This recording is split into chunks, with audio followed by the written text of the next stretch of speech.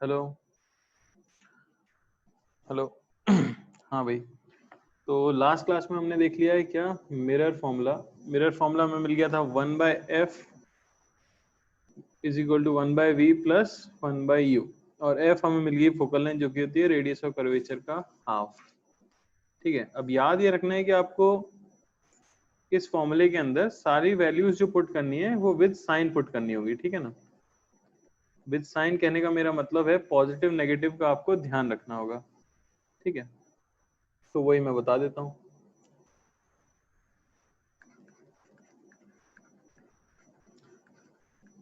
Sign convention, तो जैसे कि समझ आ ही रहा होगा कि मोस्टली क्वेश्चन तो फॉर्मूला बेस्ड होंगे, तो गलती अगर हो सकती है तो बस साइन के अंदर ही हो सकती है। ठीक है ना, बस एक ही इसमें ध्यान ध्यान रखनी है आपको चीज, वो ये है कि मान लो कि ये आपका मिरर है। ठीक है ना, तो ओरिजिन होगा क्या, पोल। जो पोल है वो आपका ओरिजिन का काम करने वाला है।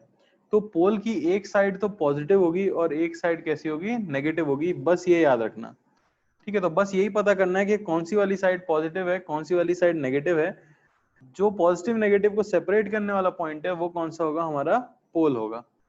ठीक है, तो याद रखो हमेशा कि जिस भी डायरेक्शन में इंसिडेंट रे ट्रेवल कर रही होती है, जैसे कि यहाँ पे हमें दिख रहा है कि इंसिडेंट रे किस डायरेक्शन में ट्रेवल कर रही है, आपको यहाँ पे दिख रहा है कि इंसिडेंट रे राइट की तरफ ट्रेवल कर रही है। इसका मीनिंग सिंपली हो गया कि पोल से राइट वाले रीजन में जो भी मेजरमेंट आप करोगे वो पॉजिटिव होगा, और पोल से लेफ्ट वाले रीजन में जो भी मेजरमेंट आप करोगे वो नेगेटिव होगा। समझ आ रही है बात? तो अब सोच के देखो, मान लो कि ऑब्जेक्ट यहां रखी हुई थी, ऑब्वियसली लाइट तो ऑब्जेक्ट से ही जा रही होगी। ठीक है ना, तो ऑब्जेक्ट कहीं या दूर रखी हुई होगी क्योंकि पैरेलल लाइंस आ रही हैं लगभग। तो मान लेते हैं ऑब्जेक्ट इन्फिनिटी पे रखी हुई है, तो जो u की वैल्यू है वो कैसी आ जाएगी हमारी, यहां से हम साफ देख सकते हैं क्योंकि u नेगेटिव साइड पे लाई कर रहा है, तो u की वैल्यू आपकी कैसी आएगी, नेगेटिव आएगी। फिर बात आती है कि फोकल लेंथ को मैं पॉजिटिव लूंगा या नेगेटिव लूंगा। तो ये भी आप देखो, इस कर्वेचर के लिए सेंटर किधर लाई करेगा, इसके लिए सेंटर लाई करेगा लेफ्ट में। तो ये दूरी रेडियस ऑफ कर्वेचर होगी, तो उसका आधा ही आपका क्या होगा, फोकस होगा। तो फोकस भी किस साइड लाई कर रहा है, लेफ्ट साइड लाई कर रहा है, यानी कि फोकल लेंथ भी कैसी यूज करनी होगी आपको, नेगेटिव यूज करनी होगी। यानी कि किसी भी क्वेश्चन में कुछ रटने की जरूरत नहीं है, आपको कुछ याद रखने की जरूरत नहीं है कि इस मिरर के लिए फोकल लेंथ पॉजिटिव लें, इस मिरर के लिए फोकल लेंथ नेगेटिव लें, यू पॉजिटिव लें, यू नेगेटिव लें। ये सब आपको सोचने की जरूरत नहीं है। आपको सिर्फ एक चीज याद रखनी है कि जिस डायरेक्शन में इंसिडेंट रे ट्रेवल कर रही होगी, जिस डायरेक्शन में इंसिडेंट रे ट्रेवल कर रही होगी पोल से, उस डायरेक्शन वाली डिस्टेंस को क्या लेंगे हम, पॉजिटिव लेंगे, उसके ऑपोजिट वाली डिस्टेंस को क्या लेंगे हम, नेगेटिव लेंगे। क्लियर है क्या ये? बस। और एक चीज याद रखनी है आपको, मिरर के पीछे वाला जो रीजन है वो होता है वर्चुअल रीजन, ये मैं पहले भी बता चुका हूं आपको। तो यहाँ पे अगर कोई ऑब्जेक्ट है, यहाँ पे अगर इमेज है, तो दोनों ही कैसे होंगे, वर्चुअल होंगे। और मिरर के सामने वाला जो रीजन होता है वो होता है आपका रियल रीजन। तो यहाँ पे कोई भी अगर चीज है, जैसे कि इमेज यहाँ पे बनती है या ऑब्जेक्ट यहाँ पे रखी है, तो वो कैसी होगी, रियल होगी। क्लियर है? तो एक क्वेश्चन में करके बता देता हूँ।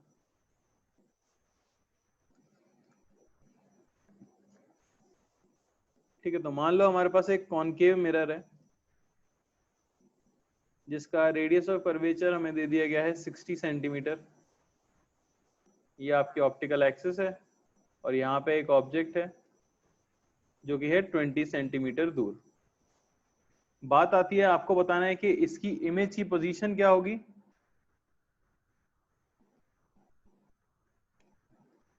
और उसका नेचर क्या होगा। नेचर का मतलब हुआ रियल या वर्चुअल, हमें ये बताना है। तो देखो सॉल्व कैसे करेंगे। सबसे पहले आपको पता है फॉर्मूला तो हमें यूज करना है 1/f, ये होगा 1/v प्लस 1/u। अब बात आती है किसी एक डायरेक्शन को पॉजिटिव चूज करने की, ये हो गया हमारा पोल। अगर मिरर के ऊपर लाइट को गिराना है तो लाइट ऑब्जेक्ट से ही निकलेगी, और ऑब्जेक्ट से निकल के किस डायरेक्शन में ट्रेवल कर रही है, तो आपको दिख रहा है कि लाइट ट्रेवल करती है राइट डायरेक्शन में। यानी राइट का सारा डेटा कैसा होना चाहिए, पॉजिटिव, और लेफ्ट का सारा डेटा कैसा होना चाहिए, नेगेटिव। तो ऑब्वियसली इसका फोकस किधर लाई करने वाला है, क्योंकि इसका सेंटर लेफ्ट में है, तो इसका फोकस भी कहाँ होगा, लेफ्ट में होगा।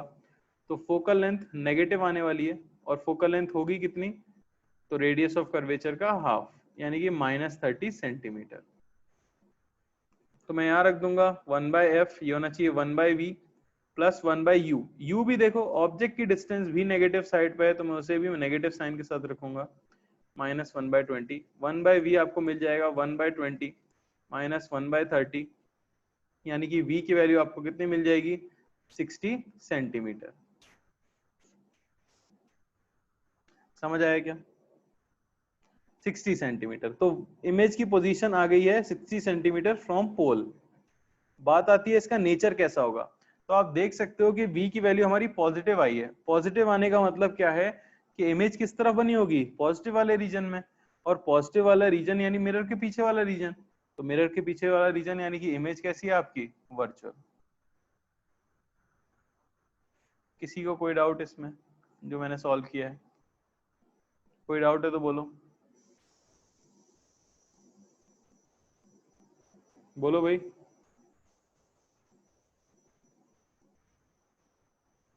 चलो तो सवाल कर लो एक।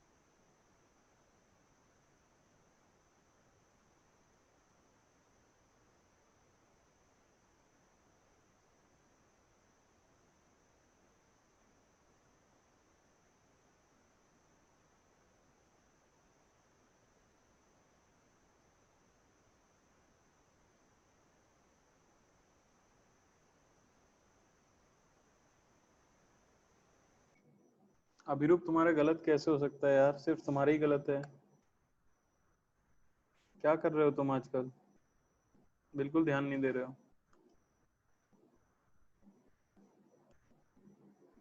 चलो भाई, तो देखो मैं सॉल्व कर देता हूँ। बाकी सभी लोगों ने सही आंसर दिया है जिन्होंने भी दिया। कुछ लोगों ने बस नेचर में गलती की है, पोजीशन सबकी सही आई है। तो सबसे पहली चीज क्या होगी, मुझे एक डायरेक्शन पॉजिटिव चूज कर लेनी चाहिए। ऑब्जेक्ट कहाँ है, ये रही वही ऑब्जेक्ट। ऑब्जेक्ट से लाइट अगर जाएगी तो किधर जाएगी, राइट में जाएगी, तभी मिरर पे गिर सकती है। यानी पोल से राइट वाला सारा डेटा कैसा होगा, पॉजिटिव। लेफ्ट वाला कैसा होगा, नेगेटिव। ठीक है। अच्छा, रेडियस ऑफ कर्वेचर 20 है, यानी फोकल लेंथ इसका हाफ यानी कि 10 सेंटीमीटर है। अच्छा, फोकस लाई किधर करेगा, तो ऑब्वियसली कर्व्ड वाली साइड पे ही फोकस लाई करता है, तो फोकल लेंथ तो पॉजिटिव है। अब लगा दूंगा 1/f, ये होना चाहिए 1/v प्लस 1/u। तो 1/f की वैल्यू तो 1/10, ये होना चाहिए 1/v प्लस 1/u की वैल्यू। तो ऑब्जेक्ट आप देख सकते हो नेगेटिव वाली साइड पे है, तो u कैसा होगा, नेगेटिव। यहाँ से v आपको मिल जाएगा भाई कितना, 5 सेंटीमीटर। अच्छा, v कैसा आया है आपका, पॉजिटिव आया है। पॉजिटिव का मतलब इस साइड में लाई करेगा, इस साइड में मतलब मिरर के पीछे लाई कर रहा है। दिख रहा है कि आपको शेडेड वाले साइड में, यानी कि वर्चुअल, मिरर के पीछे। तो इमेज कैसी दिखेगी, वर्चुअल दिखेगी। तो कुछ लोगों ने नेचर में गलती की है। क्लियर हुआ क्या अभी?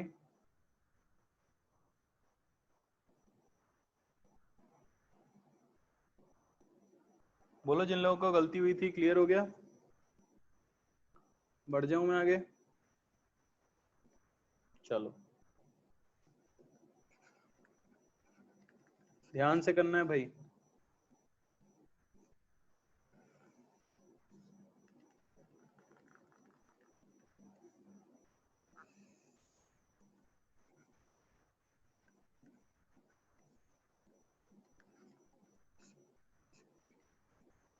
एकदम सेम क्वेश्चन है, सिर्फ मैं प्रैक्टिस के लिए दे रहा हूं।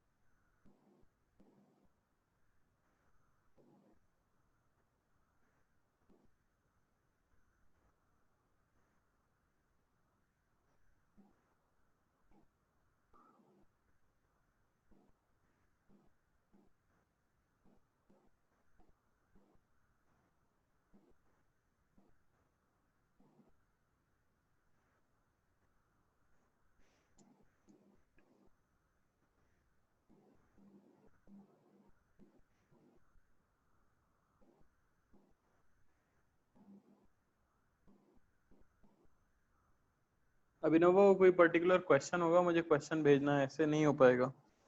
उसका रैंडम पास हो जाएगा, फिर तो डिपेंड करेगा इनिशियल डायरेक्शन क्या था इन सब चीज़ों पे।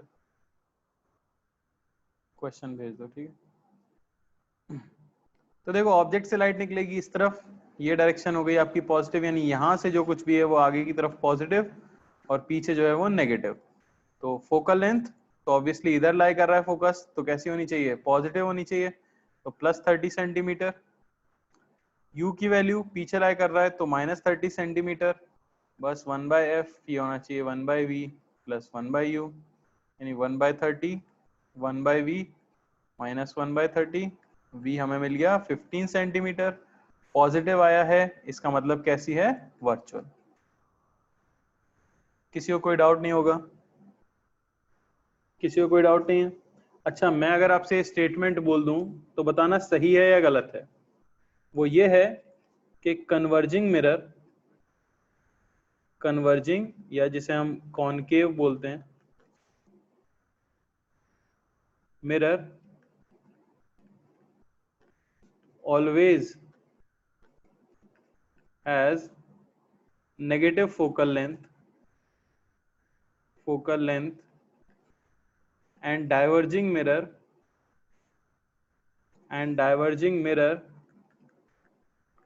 यानी कि convex always has positive focal length. सही है या गलत है?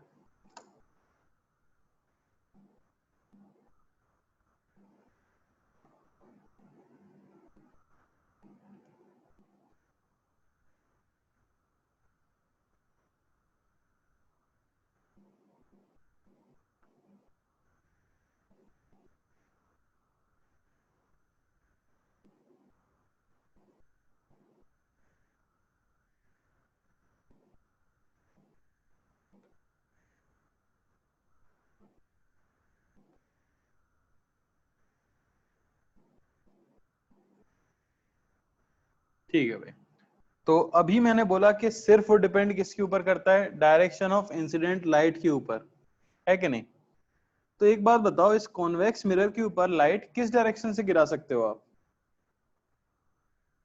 क्या आप इस कॉन्वेक्स मिरर के ऊपर इस डायरेक्शन से लाइट गिरा सकते हो सिर्फ, या इधर से भी गिरा सकते हो? क्या ये पॉसिबल है? राइट वाला पॉसिबल है? ये पॉसिबल है क्या? नहीं भाई, नहीं पॉसिबल है। लाइट हमेशा आप इधर से ही गिराओगे।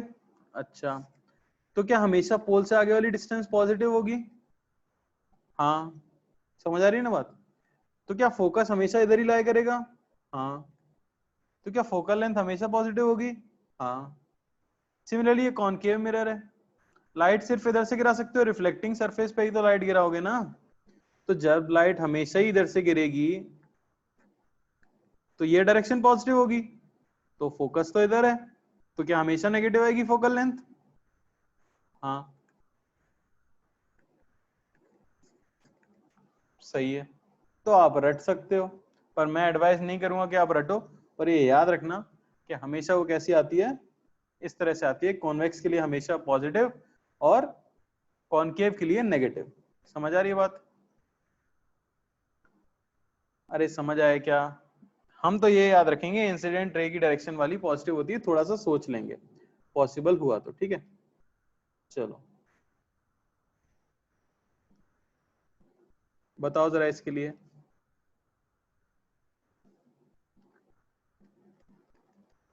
तो क्वेश्चन में इस बार लैंग्वेज में लिखने वाला हूं।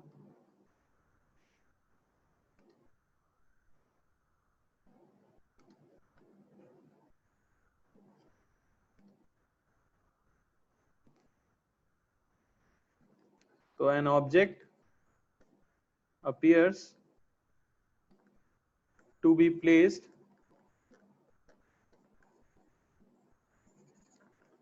30 centimeter behind a convex mirror of focal length 20 centimeter। तो आपको बताना है find the nature and position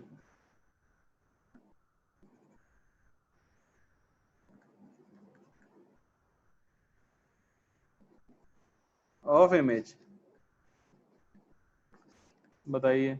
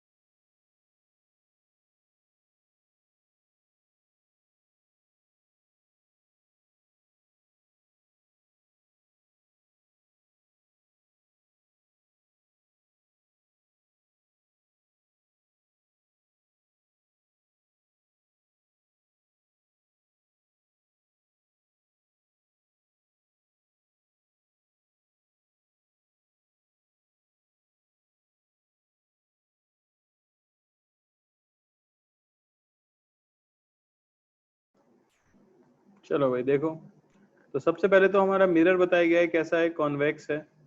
convex mirror draw कर लिया। अब ऑब्जेक्ट कहाँ है? तो object appears to be place 30 centimetre behind a convex mirror. यानी ऑब्जेक्ट कैसी है? वर्चुअल है। समझ आ रही है बात? अपीयर हो रही है, वहां पे रखी हुई नहीं है, वर्चुअल ऑब्जेक्ट है, आपकी मिरर के पीछे रखी हुई दिख रही है।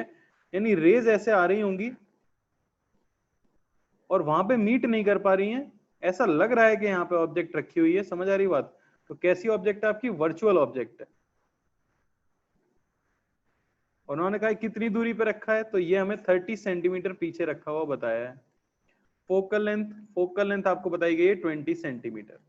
बात बस यही आ जाती है कि कौन सी डायरेक्शन पॉजिटिव है, पोल से राइट वाली या पोल से लेफ्ट वाली। तो अभी किसी ने पूछा था कि अगर ऑब्जेक्ट वर्चुअल हो जाए तब भी क्या कॉन्वेक्स मिरर के लिए फोकल लेंथ पॉजिटिव रहेगी? तो हाँ, भले ही ऑब्जेक्ट वर्चुअल हो या ऑब्जेक्ट रियल हो, आप तो ये याद रखो कि हमें सिर्फ इंसिडेंट रे की डायरेक्शन को पॉजिटिव लेना होता है।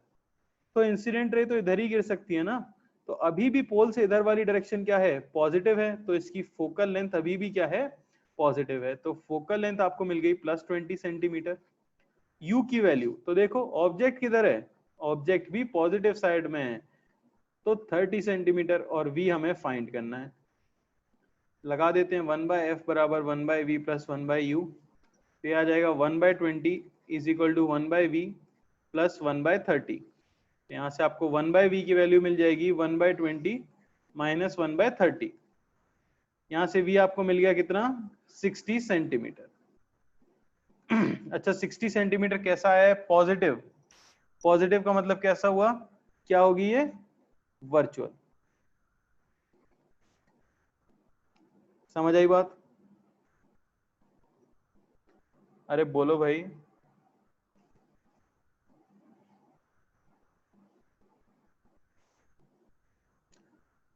काफी गलत आंसर दिए थे लोगों ने। क्लियर हो रहा है क्या? याद रखना, object appears to be placed का मतलब क्या हुआ?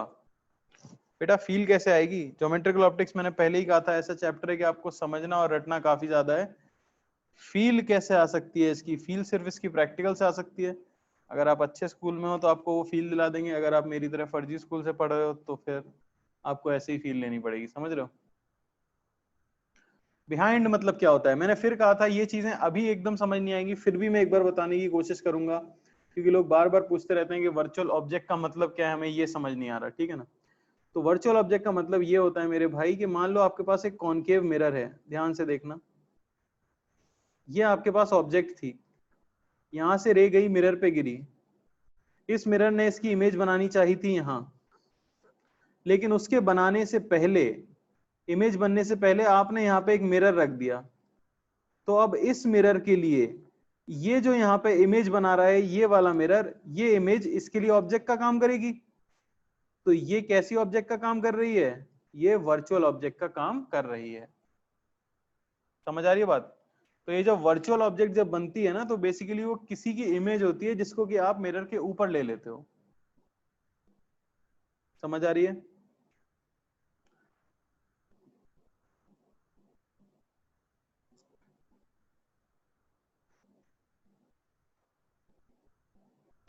अखिल जी स्कूल से शायद रट के आए, इसलिए पूछ रहे हैं वर्चुअल ऑब्जेक्ट के लिए इमेज रियल नहीं होगा क्या? ऐसा कोई जरूरी नहीं है मेरे भाई, ऐसा कुछ नहीं है। स्कूल में एक चीज रटाई गई होगी आपको कि कॉन्वेक्स मिरर रियल ऑब्जेक्ट की रियल नहीं बना सकता, और कॉनकेव मिरर वर्चुअल ऑब्जेक्ट की वर्चुअल नहीं बना सकता, उसके अलावा सब कुछ बनाया जा सकता है। समझ आया? तो इसने कैसी बनाई है? इसने वर्चुअल ऑब्जेक्ट की वर्चुअल बनाई है, जो कि कॉन्वेक्स मिरर बना सकता है। तो रटने पे ध्यान दोगे तो फिर मुश्किल हो जाएगा, इसलिए मैं कह रहा हूँ कि समझने की कोशिश करो। जो मैंने कहा है अगर आप उतना कर रहे हो तो आपसे क्वेश्चन सॉल्व हो जाएगा। मैंने सिर्फ आपको डायरेक्शन चूज करने को कहा है, उसके हिसाब से सॉल्व करते रहो, ज्यादा दिमाग दौड़ाओ मत। ठीक है ना? एक और सवाल कर लेते हैं ऐसे ही। चलो। हम्म तो लिख लो, ऐसे ही कर रहा हूं मैं, वर्चुअल ऑब्जेक्ट के ऊपर दे रहा हूं। An object appears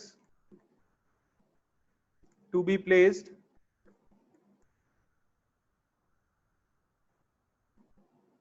an object appears to be placed 60 centimeter behind a converging mirror of radius of curvature 40 centimeter. Find the nature and position of image. सभी लोगों का सही होना चाहिए।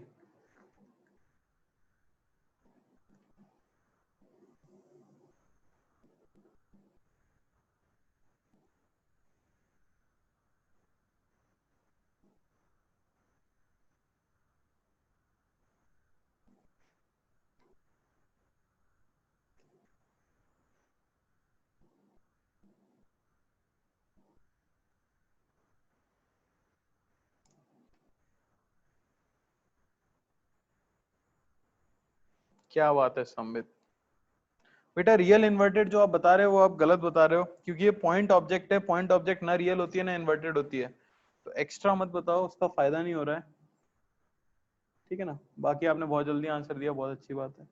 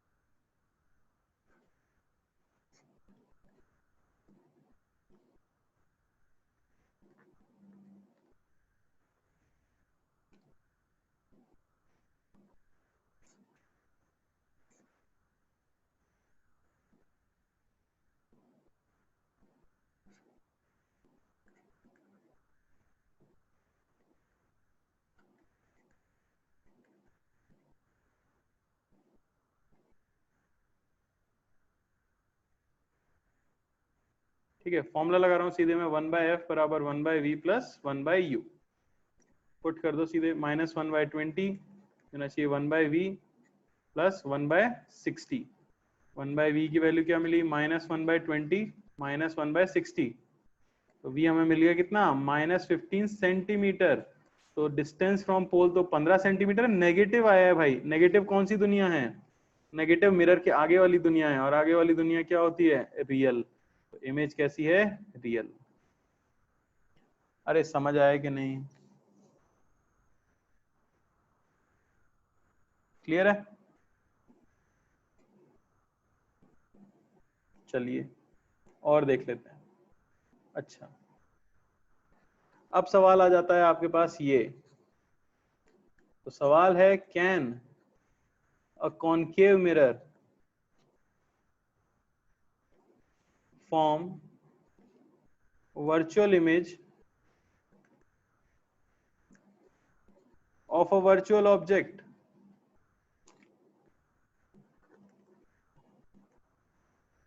बताइए,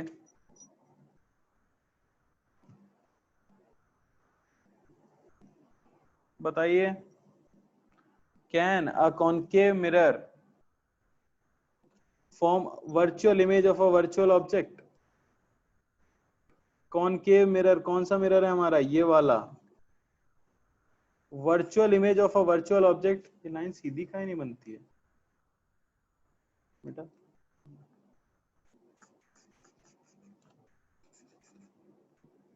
वर्चुअल ऑब्जेक्ट की वर्चुअल इमेज, क्या ये संभव है, यू वी।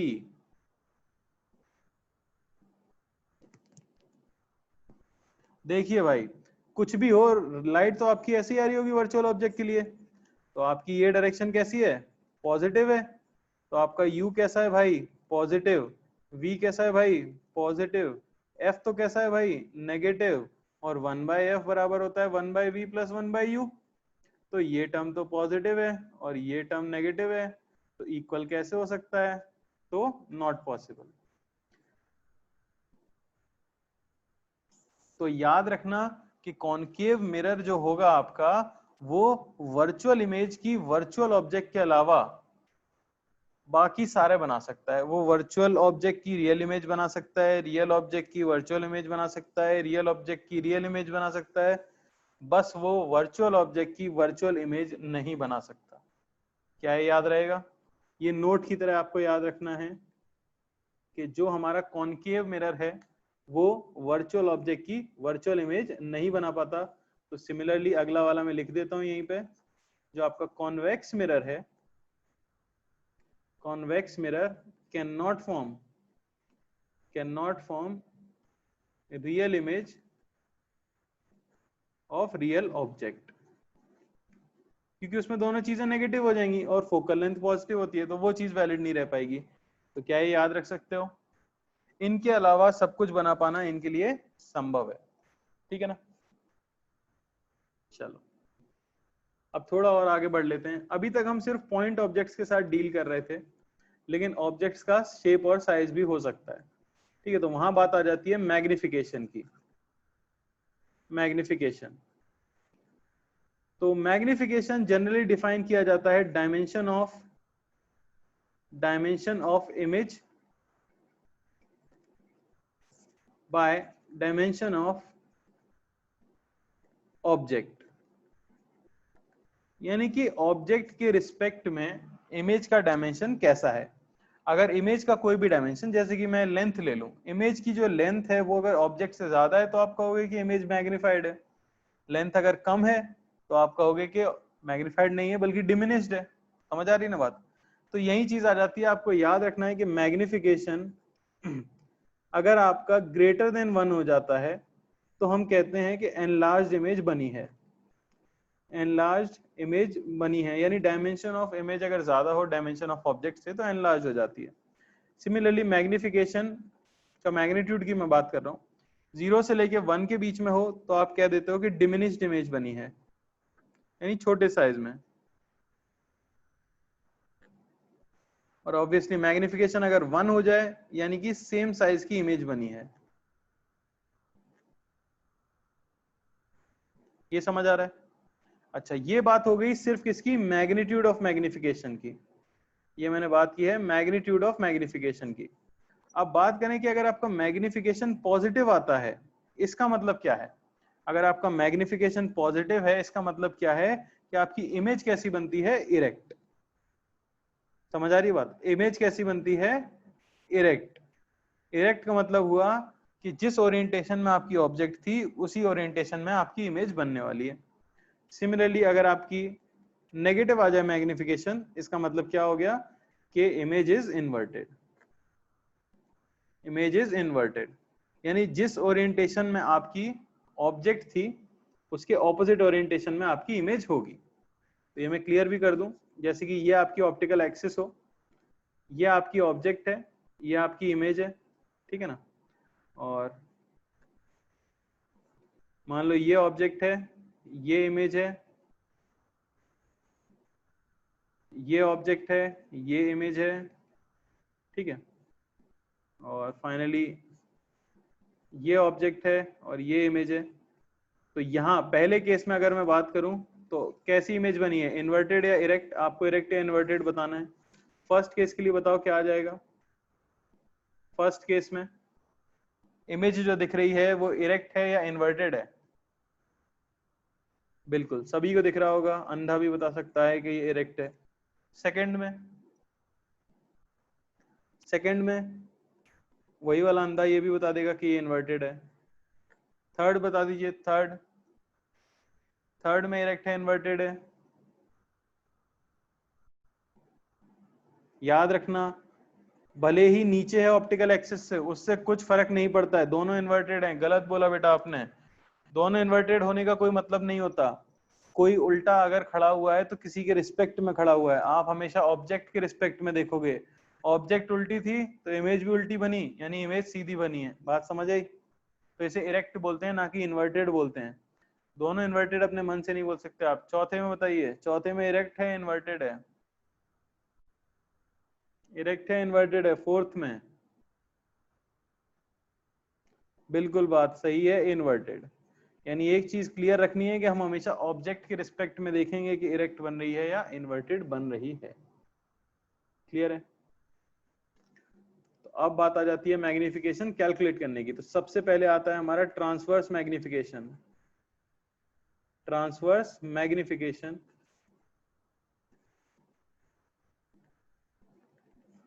ट्रांसवर्स मैग्निफिकेशन का मतलब हुआ ऐसा magnification which is perpendicular to optical axis. Perpendicular to optical axis, अर्थात ये आपका मिरर है, ये आपकी ऑप्टिकल एक्सिस है, यहां आपने एक ऑब्जेक्ट खड़ी की थी, ठीक है ना। तो रे उससे ट्रैवल करके गई,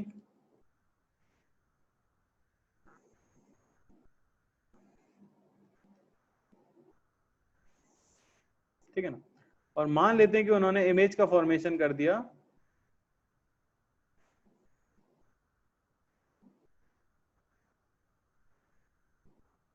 कुछ यहाँ पे, तो ये इमेज आपकी फॉर्म हो गई है। तो अगर ऑब्जेक्ट की हाइट आपकी एच ओ थी और इमेज की हाइट आपकी एच आई है, यानी एच ओ है हाइट ऑफ ऑब्जेक्ट,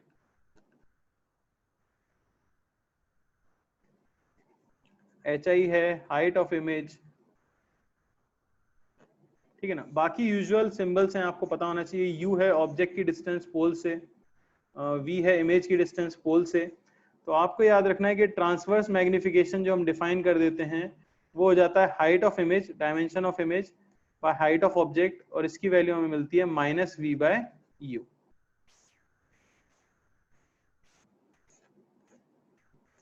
समझ आ रही है बात? सिमिलर ट्राइंगल वगैरह से निकाल सकते हैं, उतना मैं डीप में जा नहीं रहा हूँ, कोई जरूरत नहीं है हमें उसकी, ठीक है ना। स्कूल में आपको बता दिया जाएगा सिमिलर ट्रायंगल्स बनाने और सॉल्व कर लेना। आपको फॉर्मूला याद रखना, ट्रांसवर्स मैग्निफिकेशन हो जाता है height of image by height of object, और वैल्यू आती है माइनस वी बाई यू। याद रखना आपको यहाँ पे v और u को पुट करना है विद साइन, पॉजिटिव है तो पॉजिटिव, नेगेटिव है तो नेगेटिव, और फिर फाइनली मैग्निफिकेशन का साइन आपको बताएगा कि इरेक्ट बन रही है या इन्वर्टेड बन रही है। तो सीधी सी बात है, अगर आपको इमेज की लोकेशन निकालनी आ गई तो आप मैग्निफिकेशन भी बता सकते हो। किसी को कोई समस्या है इसमें, कोई दिक्कत?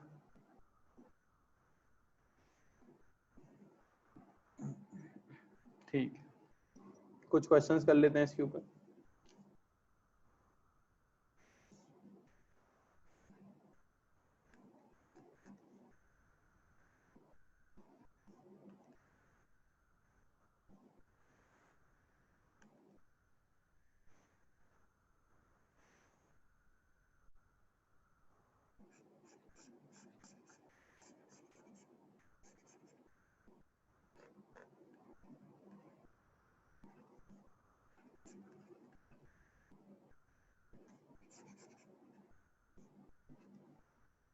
बेटा v और u तो आप निकाल ही लोगे। हाइट आपको ऑब्जेक्ट की, अब सीधी सी बात है, अगर आपने ऊपर की डायरेक्शन को पॉजिटिव ले लिया है, ऑप्टिकल एक्सिस के ऊपर पॉजिटिव ले लिया, हाइट को आपने पॉजिटिव डाला और हाइट ऑफ इमेज भी पॉजिटिव आ गई, यानी कि इन्वर्टेड बनी, इरेक्ट बनी है। और हाइट ऑफ ऑब्जेक्ट को अगर आपने नेगेटिव डाला है और सेम साइन की अगर आपकी हाइट ऑफ इमेज आ गई है तो फिर इरेक्ट बनी है।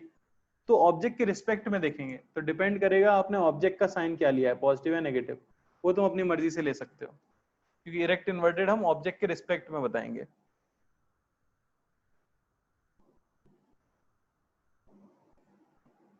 तो यहाँ पे आपको बताना है position, nature, size and orientation of image. Orientation मतलब इरेक्ट या इन्वर्टेड।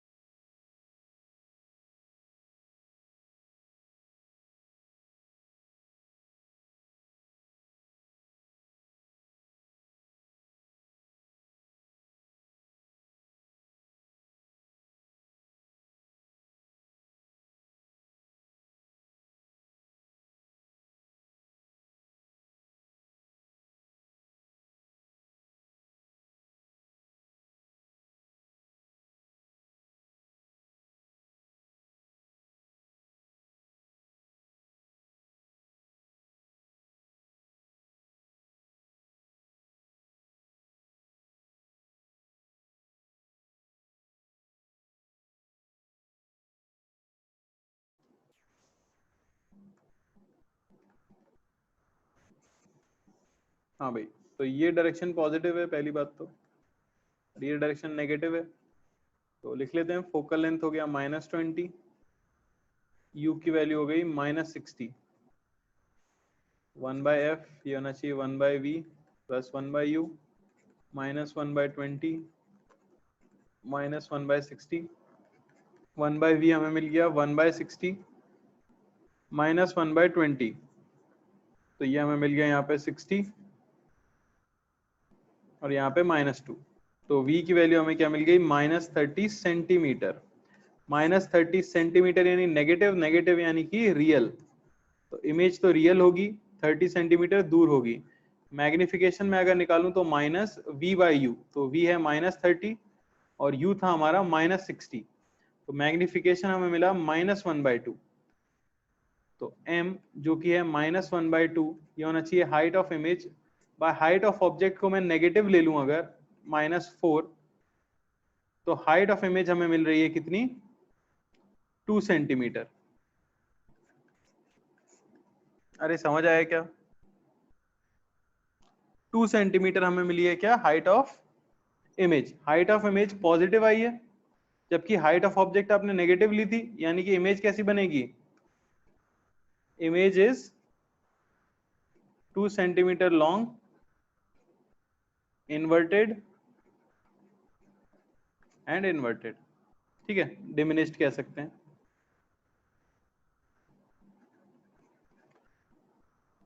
नेगेटिव क्यों लिए ऑब्जेक्ट की हाइट, ये आपका सवाल है। नीचे की तरफ थी तो मैंने उसको नेगेटिव ले लिया, ऑप्टिकल एक्सिस के नीचे है इसलिए उसे नेगेटिव ले लेते हैं, ठीक है ना। आप अगर पॉजिटिव ले लेते तब आपका आंसर -2 आ जाता। -2 का मतलब क्या है, आपने इसे पॉजिटिव लिया था तो -2 मतलब इसका उल्टा बनना चाहिए, सेम ही आंसर आएगा चाहे पॉजिटिव लो या नेगेटिव लो। अगर आप मान रहे हो कि ऑब्जेक्ट की हाइट नेगेटिव है, यानी मैंने इस डायरेक्शन को पॉजिटिव लिया है, तो मेरी हाइट ऑफ इमेज प्लस आई, यानी कि इमेज इस तरह से बनी है। अगर आप इसे पॉजिटिव ले लेते नीचे वाले को, तो आपकी -2 आता आंसर, -2 यानी फिर से इधर ही बनी होती। तो ऑब्जेक्ट तो इमेज बनेगी सेम ही जगह पे, वो डिपेंड करेगा आपने ऑब्जेक्ट को पॉजिटिव लिया या नेगेटिव लिया। क्लियर हुआ क्या? अरे क्लियर हुआ क्या? एक और करने की जरूरत है? बिल्कुल होगी। चलो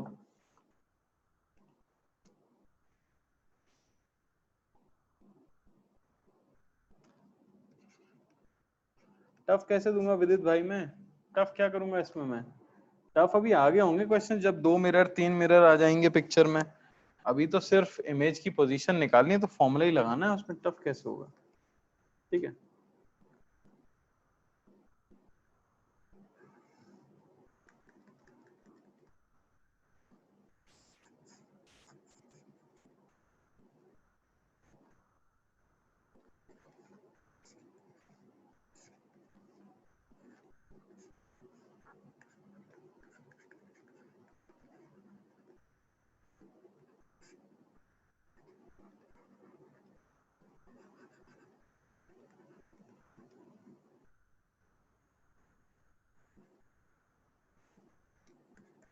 बता दो, वही 4 चीजें बतानी है, पोजीशन, नेचर, लोकेशन।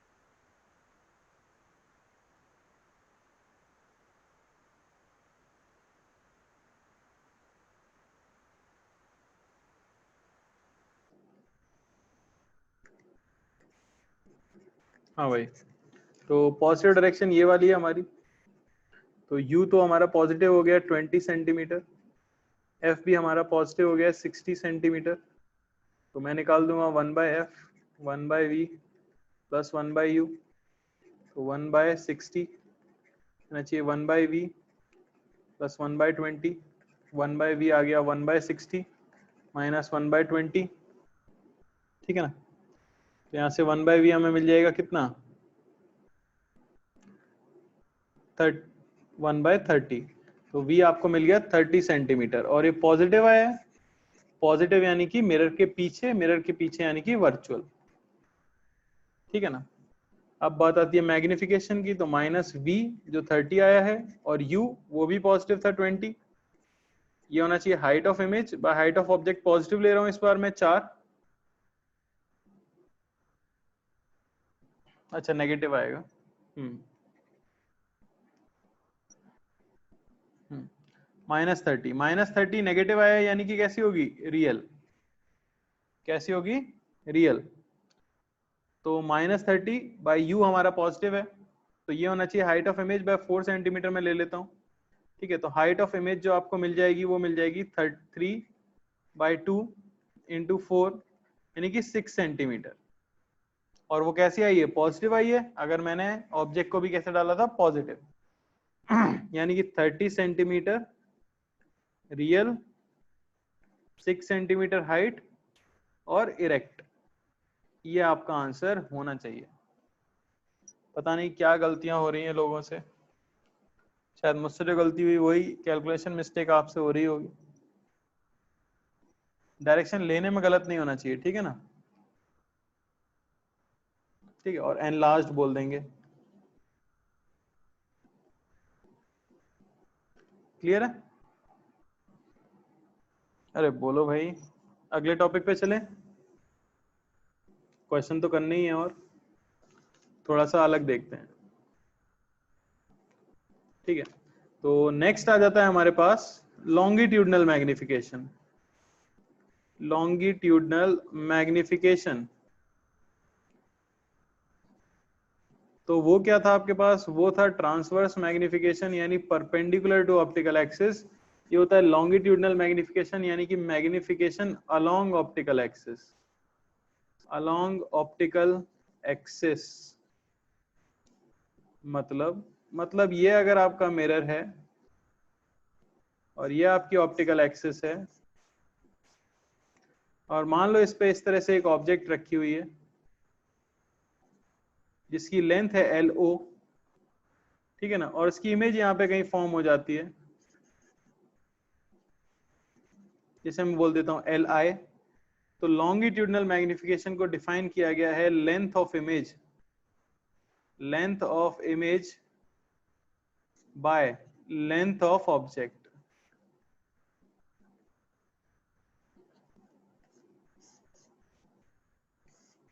ऑब्वियसली। अच्छा, अब इसे मैं नाम दे देता हूं मान लो AB, और इसे नाम दे देता हूं मैं मान लो A', B', ठीक है ना।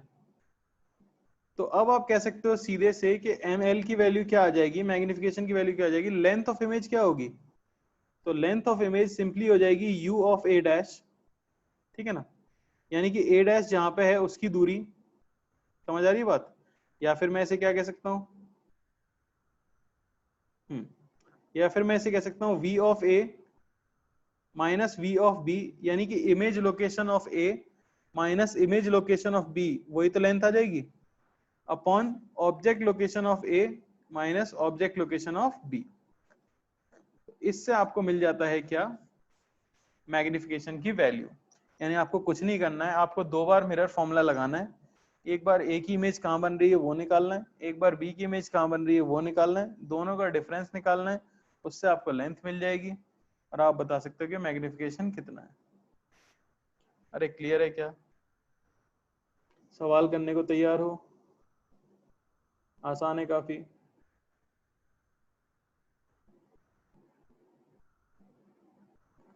चलो क्वेश्चन देखो, तो ये रहा आपका सवाल, और ये रही आपकी ऑब्जेक्ट,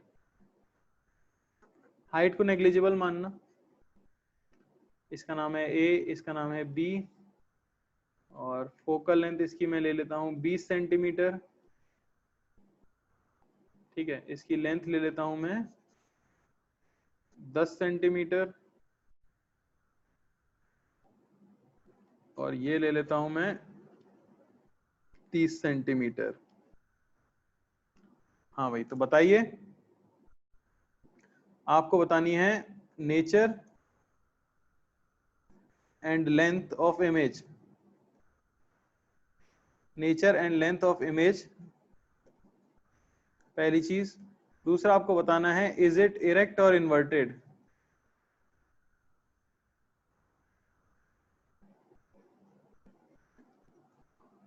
बताइए।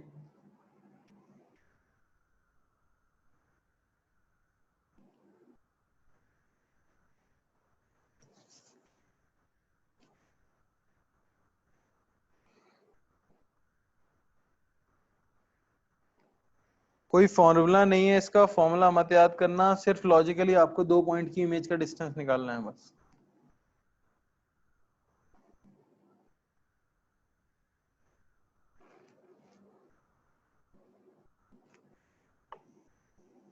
इस चैप्टर में कहीं पे इंटीग्रेशन होता है क्या विदित? बहुत अच्छा सवाल है, लेकिन आपको काफी इंतजार करना होगा। रिफ्रैक्शन के अंदर जब मीडियम का रिफ्रैक्टिव इंडेक्स वेरिएबल हो जाएगा तब इंटीग्रेशन आ जाएगा। इस चैप्टर में सब यूज हो जाएगा, एसएचएम भी यूज होगा, इंटीग्रेशन भी यूज होगा, डिफरेंशिएशन तो अभी अगले ही टॉपिक में यूज होगा।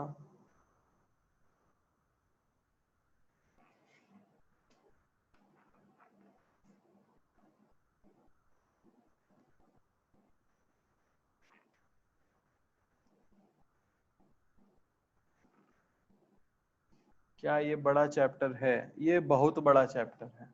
बड़ा एक चीज होती है, बहुत बड़ा एक चीज होती है। जब तुम ऐसे हो जाओगे कि नहीं अब नहीं पढ़ना, तब जाके ये चैप्टर आधा हो जाएगा, ठीक है ना। जब तुम्हें लगेगा कि अब नहीं पढ़ना हमें, तो ये आधा हो चुका होगा। 10% कर चुके हैं हम, ये मान लो तुम।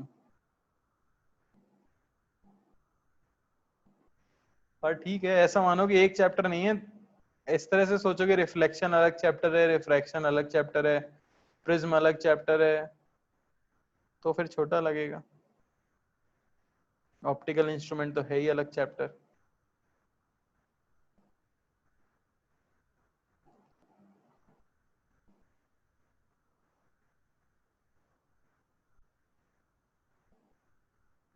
मैं सेम चीज एनएलएम के लिए बोला था,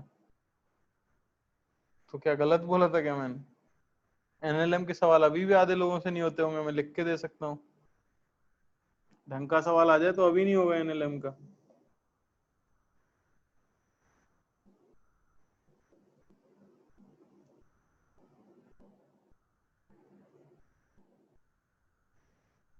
बस मृगांका का होगा, बाकी किसी का नहीं होगा।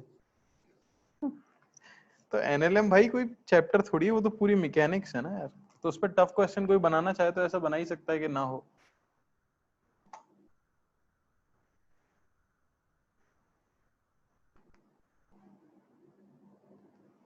मंटू जी कैसे हैं भाई? जन्माष्टमी का पर्व मना रहे हैं कि नहीं?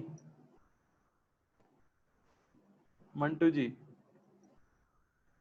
जन्माष्टमी पे मटकी वटकी कुछ मना लिए? व्रत रखा है कि नहीं? व्रत रखा था कल, कि बस दबाए जा रहे थे खा खा के भयंकर? ये मृगांका यार, तुम पीछे क्यों पड़ गए यूनिट्स एंड डायमेंशन के? पगला पगला हो गया? कोई चैप्टर भी है वो? एक फर्जी सा चैप्टर पकड़ लिया, यूनिट एंड डायमेंशन के नोट्स दे दो। इतना फालतू चैप्टर है, उसके नोट्स किसको चाहिए दुनिया में? हम्म। यूनिट नहीं पता तुम्हें? मास की केजी, लेंथ की मीटर, बस खत्म चैप्टर।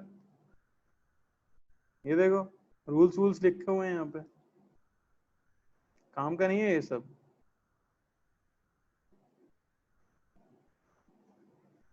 पढ़ाई पे ध्यान दो, जिससे सवाल आने वाले हैं, टाइम पास मत करो।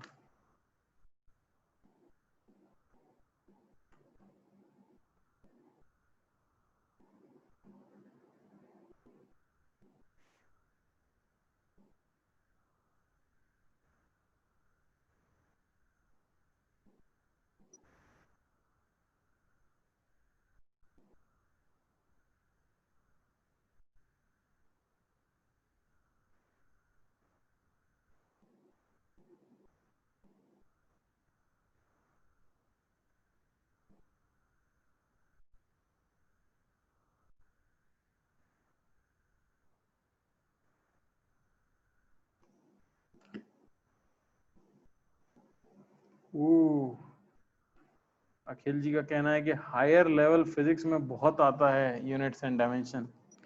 आप बहुत ही लोअर लेवल फिजिक्स पढ़ रहे हैं अभी महाराज, आप पहले पहुंचे तो हायर लेवल फिजिक्स पढ़ने के लिए।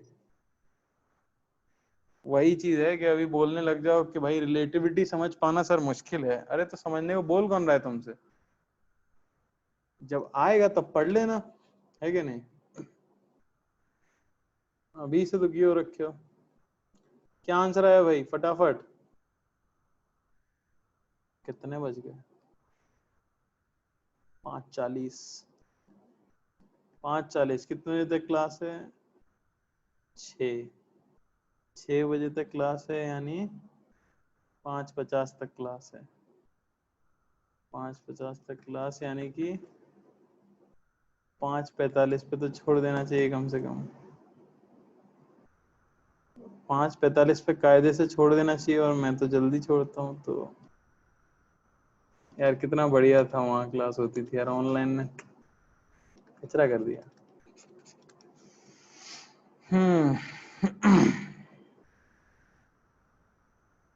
चलो भाई, एक टाइम पास है, फटाफट एक ढंग की चीज बता के फिर मैं एंड कर ही दूंगा, वैसे भी 10 मिनट उसमें निकल जाएंगे। एचसी वर्मा ने पेज भरने थे भाई, इतने रुपए ले रहे थे पेज, किसी ने कहा कम है महाराज कुछ भर दो। तो पहले तो उन्होंने गीता का सार लिखा कि गीता में दिया हुआ है कि लाइट की स्पीड 3 × 10⁸ मीटर पर सेकेंड है। फिर उन्होंने लिखा कि भाई अब एक आदमी को लाइट की स्पीड से चला दें तो दो ट्विंस की उम्र में अंतर आ जाएगा। फिर उनका मन नहीं भरा तो वो रिलेटिविटी पे पहुंच गए। पैरेलैक्स मेथड 10-15 चीजें लिख डाली उनने, पेज भर रहे थे वो अपने। जैसे तुम नहीं करते हो बोर्ड में, तुम्हें नहीं आता, क्वेश्चन 4 ही लाइन का हुआ है, 10 का करना है, तो फिर अपनी कोई भी रेसिपी लिख दी मटर पनीर वगैरह की पेपर के अंदर, ये सब समझ रहे हो ना? यही उनने करा है। चलो भाई एक ही निकाल लेते हैं पहले। मैं तो जीवन ही ऐसे निकाला हूँ भाई, मैं तो पूरा ही जीवन ऐसे निकाल रहा हूँ। चलो पहले एक ही पोजीशन निकालेंगे, तो पॉजिटिव डायरेक्शन तो भाई यही है। तो फोकल लेंथ तो आ गई है -20, -20 सेंटीमीटर। चलो ए के लिए कर लेते हैं इमेज, तो 1/f बराबर 1/v, और +1/u इसका नेगेटिव है -30। तो 1/v हमें मिल गया कितना, 1/30 -1/20। तो v हमें मिल गया कितना, -60 -60 सेंटीमीटर। सही है ना मेरा? गलत हो तो बता देना भाई, ठीक है ना? ये मैंने कर लिया ए के लिए। बी के लिए अगर करेंगे तो -1/f बराबर 1/v +1/u -40। 1/v बराबर 1/40 -1/20। v आपको मिल गया कितना, -40। अच्छा थोड़ा बहुत स्कूल में पढ़ा हुआ तो याद भी होगा, सेंटर ऑफ कर्वेचर पे ऑब्जेक्ट तो सेंटर ऑफ कर्वेचर पे इमेज, हालांकि ये बात मैं बताऊंगा अभी, ठीक है ना? चलो तो दोनों ही नेगेटिव आ गए, यानी कि कैसी बन रही है? पहले तो इसका आंसर तो हमें मिल चुका है, नेचर तो क्या है भाई, रियल है, क्योंकि सब कुछ नेगेटिव में ही आया है। लेंथ की बात करें तो लेंथ यहाँ से साफ साफ दिख रही है, ए बना है -60 पे, बी बना है -40 पे, डिस्टेंस कितना हो गया, 20 सेंटीमीटर। तो लेंथ तो है 20 सेंटीमीटर, समझ आ रही है? ये भी हो गया। इरेक्ट है या इन्वर्टेड है, तो सोच के देखो, यहां से पहले क्या बना है, तो बी बना है यहीं पे, बी डैश, और ए बना है -60 पे, यानी यहां बना है आपका ए डैश। तो इस तरह से इमेज बनी है। अब रियल और सॉरी इरेक्ट इन्वर्टेड पता करने का तरीका है, आप किसी भी एक डायरेक्शन में मूव करना शुरू करो। मान लो मैं इस डायरेक्शन में मूव करता हूं, तो ऑब्जेक्ट के लिए पहले मुझे मिला था ए, फिर मुझे मिला बी, जबकि इमेज के लिए पहले मुझे मिला बी, फिर मुझे मिला ए। तो ये इरेक्ट हुई या इन्वर्टेड हुई? आपको दिख रहा होगा ये कैसी हुई है, इन्वर्टेड हुई है, पलट गई है कि नहीं? तो इन्वर्टेड, ये भी आंसर आ गया। कोई दिक्कत किसी को? कोई मैग्निफिकेशन पूछता मैं वो भी बता सकता था।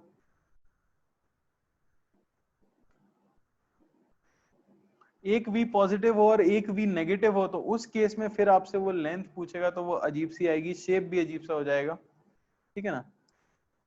इन्वर्टेड इरेक्ट उस केस में फिर वो नहीं पूछेगा। जहां क्लियर कट हो रहा होता है वहीं पे जनरली इन्वर्टेड और इरेक्ट वगैरह पूछते हैं, ठीक है ना? ऐसे तो फिर एक आध इमेज इन्फिनिटी पे ही बन जाती है, फोकस पे पॉइंट आ गया तो वो सब मत सोचो। तो तुम समझ गए कि ये सवाल तो ऐसा तो नहीं आने वाला एग्जैक्टली क्योंकि सिर्फ 2 पॉइंट की इमेज निकाल के उनका डिस्टेंस बताना है, आएगा तो मेंस में आ सकता है।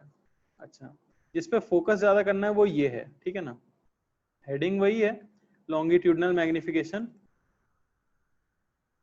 पर थोड़ा सा अलग है। Longitudinal magnification of small objects, क्या मतलब हुआ इसका, यानी आपकी ऑब्जेक्ट ना भाई स्मॉल है, जैसे एग्जांपल ही ले रहा हूं सीधे डेटा के साथ, तो ये ले ली मैंने, फोकल लेंथ है 20 सेंटीमीटर। अच्छा, ये दूरी है हमारी 30 सेंटीमीटर, और ये आपकी ऑब्जेक्ट रखी है जिसके सेंटर से डिस्टेंस पोल की 30 सेंटीमीटर है, ठीक है ना, और इसकी लेंथ है 1 मिलीमीटर। अब आपसे कोई पूछ ले कि लेंथ ऑफ इमेज बताओ, लेंथ ऑफ इमेज बताओ, तो ऑब्वियसली तुम समझ जाओगे कि मैं ऐसा तो नहीं करूंगा कि इस एंड की डिस्टेंस निकालूं जो कि 30 सेंटीमीटर माइनस 0.5 मिलीमीटर होगी, इस एंड की निकालूं 30 सेंटीमीटर प्लस 0.5 मिलीमीटर, क्योंकि वो कैलकुलेशन बहुत ही गंदी हो जाएगी, असहनीय हो जाएगी, इतनी गंदी हो जाएगी कि आप सॉल्व ही नहीं कर पाओगे, है कि नहीं। तो फिर उस केस के लिए हम कैसे सॉल्व करेंगे वो देखो। आप सिंपली क्या करोगे, फॉर्मूला लिख दोगे 1/f, ये होना चाहिए 1/v प्लस 1/u। फिर से याद रखना, मैंने यहाँ पे स्मॉल ऑब्जेक्ट्स कहा है, यानी जितने भी बाकी डायमेंशन हो, फोकल लेंथ, ऑब्जेक्ट की डिस्टेंस, उनके कंपैरिजन में उसकी लेंथ काफी छोटी होनी चाहिए, मिनिमम 10 गुना छोटी तो होनी ही चाहिए, ठीक है ना। अच्छा, इसी को मैं क्या कर दूं, डिफरेंशिएट कर देता हूं भाई। अगर मैं इसे डिफरेंशिएट करूं तो देखो आपको क्या मिलेगा, फोकल लेंथ तो कांस्टेंट है, तो इसका डिफरेंशिएशन क्या आ जाएगा, 0।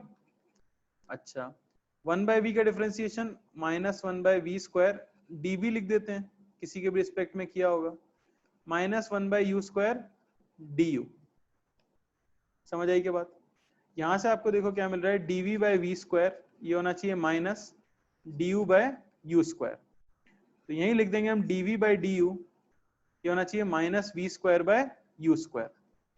अब इसी को रीअरेंज कर लेता हूं मैं थोड़ा सा, तो यहां आपको मिलेगा dv, ये होना चाहिए -v²/u² du, या इसी को लिख सकते हैं -m² du, जहां पे m क्या है, कौन सा वाला मैग्निफिकेशन है, m ट्रांसवर्स मैग्निफिकेशन, देखो v/u होता था ना, ट्रांसवर्स मैग्निफिकेशन।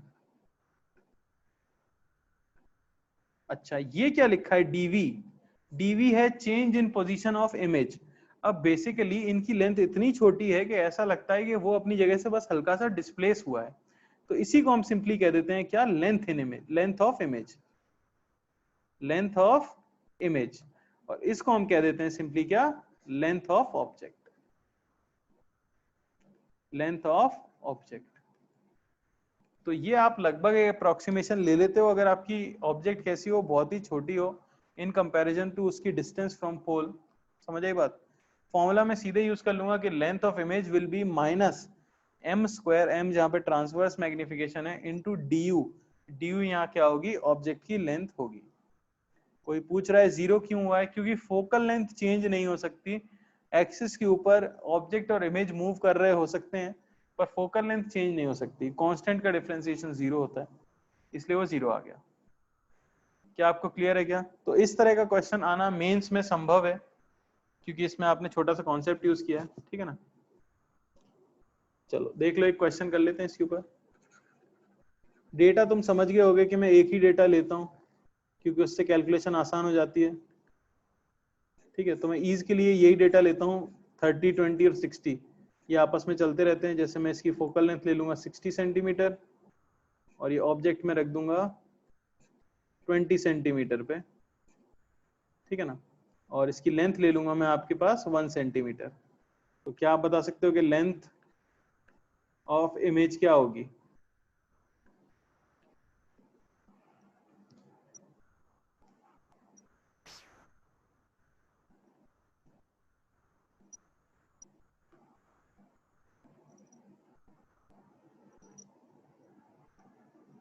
बिल्कुल 1 सेंटीमीटर देख सकते हो ना, 20 के कंपैरिजन में तो 20 गुना छोटा है। जहां भी तुम्हें ऐसा लगे ना कि कैलकुलेशन इतनी गंदी है कि हम कर नहीं सकते, वहां समझ लेना कि यही यूज करना है।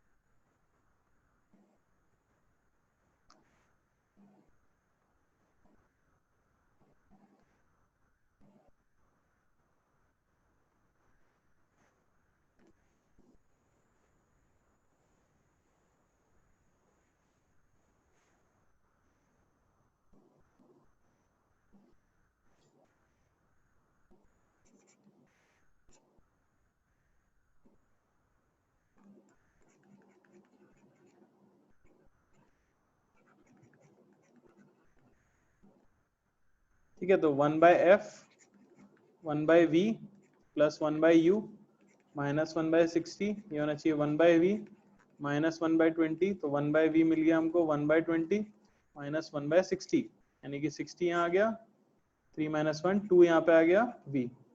तो v आपको कितना मिल गया, v हमको मिल गया 30 सेंटीमीटर, v मिल गया 30 सेंटीमीटर, तो dv ये होना चाहिए माइनस v² du, यानी कि माइनस 30/20 का होल स्क्वायर इंटू 1 सेंटीमीटर। तो ये हमें मिल गया सिंपली कितना, -9/4 सेंटीमीटर।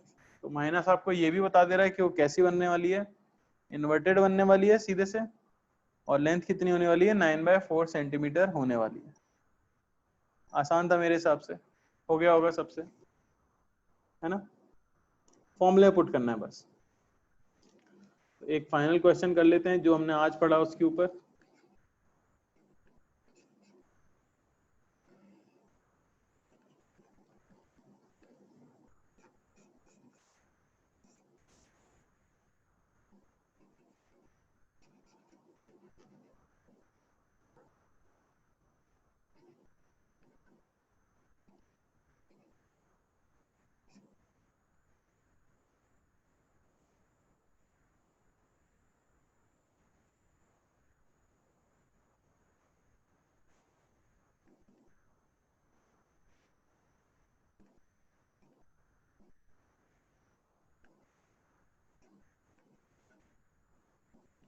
तो आपको एरिया ऑफ इमेज बताना है, जो इमेज बनेगी उसका एरिया क्या होगा। ऑब्जेक्ट आपका एक स्क्वायर है 10 सेंटीमीटर का,